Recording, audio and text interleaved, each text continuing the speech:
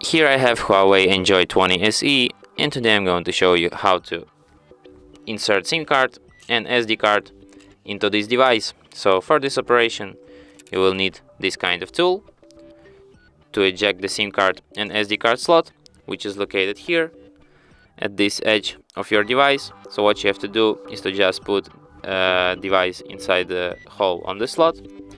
The slot will come out. Then what you have to do is to just put your SD card here and your SIM card here. Maybe not like this. Oh, this way.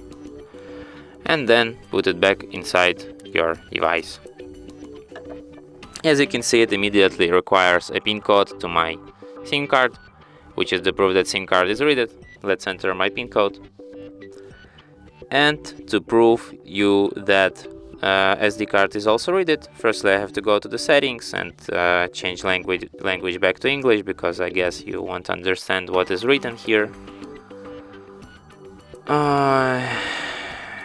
Some nonsense. I just can't believe it. And then by going to the storage section, there appeared a section memory card, which is the proof that memory card is also read. And that's it. Thanks for watching. If you find this tutorial useful, don't forget to hit that like button and subscribe to our channel